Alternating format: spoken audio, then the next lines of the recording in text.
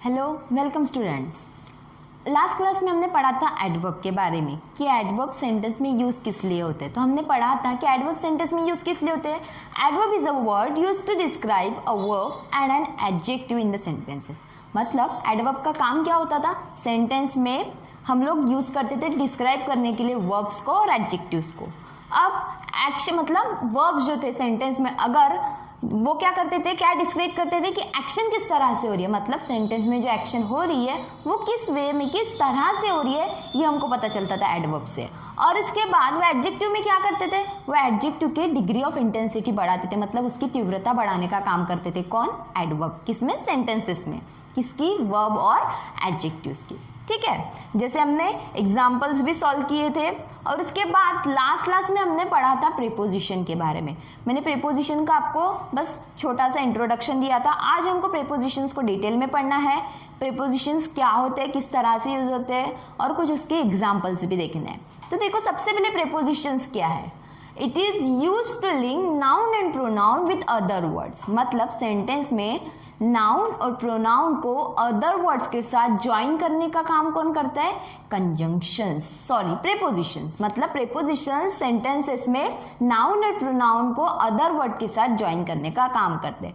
इसके अलावा it provide relationship between noun and pronoun with other words in sentences. मतलब वो एक तरह के रिलेशन बनाते हैं, किसका? नाउन और प्रोनाउन का। किसके साथ? अदर वर्ड्स के साथ। And it make a sentence complete. अब अदर वर्ड्स कौन से है? अदर वर्ड्स में बी नाउन, वर्ब और एन एडजेक्टिव। क्या है काम? उसका काम है कि वो एक रिलेशन बनाते हैं, किसमें? नाउन और प्रोनाउन का अदर वर्ड के साथ। और अदर वर्ड्स कौन से? जिससे नाउन हो सकते हैं, वर्ब हो सकते हैं, या एडजेक्टिव हो सकते हैं। अब और इसका काम क्या है? It denotes direction, time and location of a noun with respect to other word in sentences. मतलब इसका काम और दूसरा काम क्या है? क्या डिनोट करता है वो? Direction, time and location of a noun with other words in the sentences. तो ये सब था प्रीपोजिशन के बारे में। अब प्रीपोजिशंस कौन से हो सकते हैं? प्रीपोजिशन बहुत सारे, लेकिन इसमें से कुछ प्रीपोजिशन मैंने यहाँ पे एग्जांपल के तौर पर लिखे, जैसे कि above, near, over, before, until, at, with, like and about.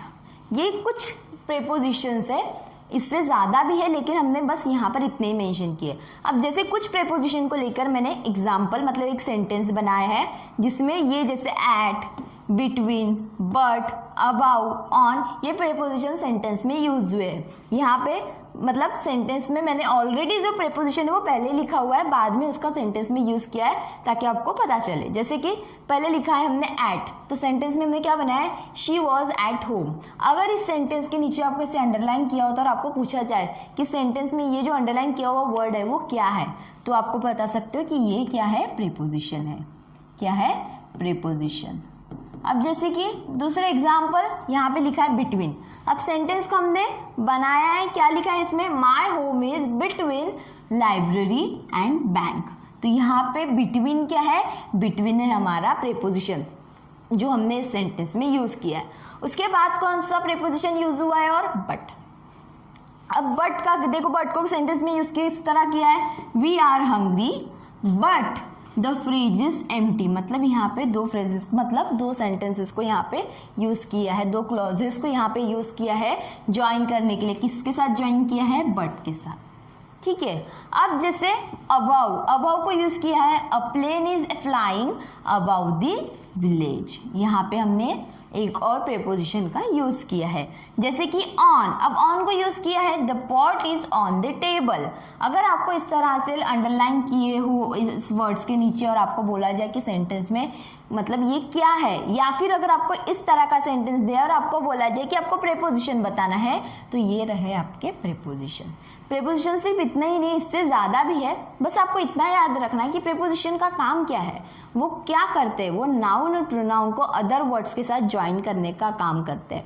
अब अदर वर्ड्स, अदर वर्ब्स भी हो सकते हैं, जैसे हमने यहाँ पे लिखा है, वो चाहे मतलब नाउन भी हो सकते हैं, या तो वो वर्ब भी हो सकते हैं, और या तो वो एडजेक्टिव्स भी हो सकते हैं। तो ये सब था डिटेल इंट्रोडक्शन था प्रीपोजिशन के बारे में, और इसके एग्जाम्पल्स भी हमने अभी सॉल्व किए। अब हमको जो पढ़ना है वो है कंजंक्शंस। अब कंजंक्शन का काम क्या है सेंटेंसेस में? कंजंक्शन क्या है? It is a word that joins words, sentences, phrases और क्लॉजेस।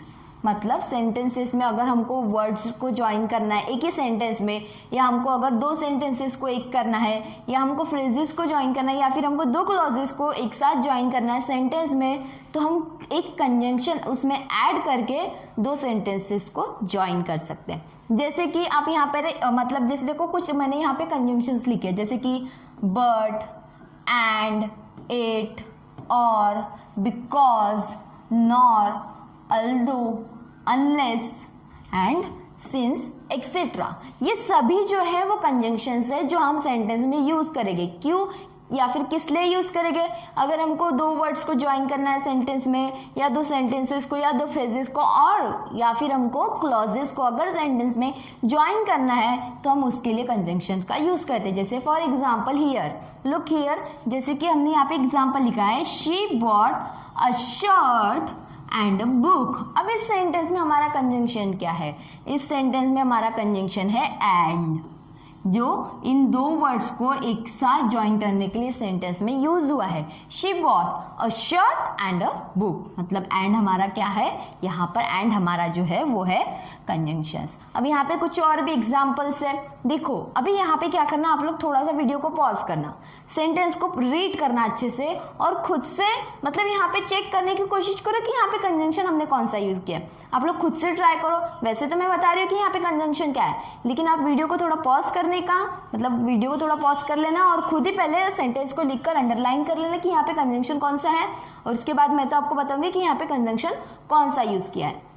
जैसे फर्स्ट एग्जाम्पल, मैं होप करती हूँ कि आपने ये कर लिया होगा, वीडियो को पॉज करके सॉल्व किया होगा। तो देखो सबसे पहले एग्जाम्पल में you can write your paper with a pen और पेंसिल। तो आप यहाँ पे क्या बोलोगे? यहाँ पे हमारा कंजंक्शन क्या है? कंजंक्शन है हमारा और, सेंटेंस में इस तरह से you can write your paper with a pen और अ पेंसिल। तो यहाँ पे और क्या है? और हुआ हमारा कंजंक्शन। अब सेकेंड वाला example, you can not succeed unless you work sincerely. तो यहाँ पे हमारा जो प्रेपोजिशन है, कंजंक्शन है, वो कौन सा है? कंजंक्शन है हमारा अनलेस। ठीक है। अब यहाँ वाला एग्जाम्पल में she laughed and enter into the room. तो यहाँ पे इस सेंटेंस में हमारा जो कंजंक्शन है वो क्या है? वो है हमारा एंड। ठीक है, हमने एंड को यूज किया है इस सेंटेंस में, ही laughed and enter into the room. ठीक है। अब उसके बाद इस वाले एग्जाम्पल में she studied hard but fails in exam. तो यहाँ पे हमारा कंजंक्शन क्या है? यहाँ पे हमारा कंजंक्शन है बट। ठीक है, तो समझ में आया कंजंक्शन का काम क्या होता है? अगर हमको वर्ड्स को ज्वाइन करना है, अगर हमको सेंटेंसेस को, अगर हमको फ्रेजेस को, या फिर अगर हमको क्लॉजेस को ज्वाइन करना है सेंटेंसेस में, तो हम कंजंक्शन का यूज करते हैं। अब एक लास्ट टाइप हमारा बचा है, वो है इंटरजेक्शंस।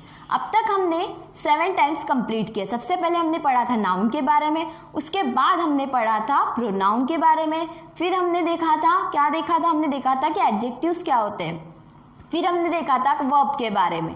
वर्ब होने के बाद हमने रिसेंट में पढ़ा था एडवर्ब, और अभी आज की क्लास में हमने देखे हैं प्रीपोजिशंस और कंजंक्शंस। अब हमारी जो नेक्स्ट क्लास होगी, हमको उसमें इंटरजेक्शंस के बारे में पढ़ना है, और उसी के साथ आपका जो पार्ट्स ऑफ स्पीच का जो होल चैप्टर है उसकी रिवीजन हम लोग हमारी नेक्स्ट क्लास में करेंगे। Till then, thank you.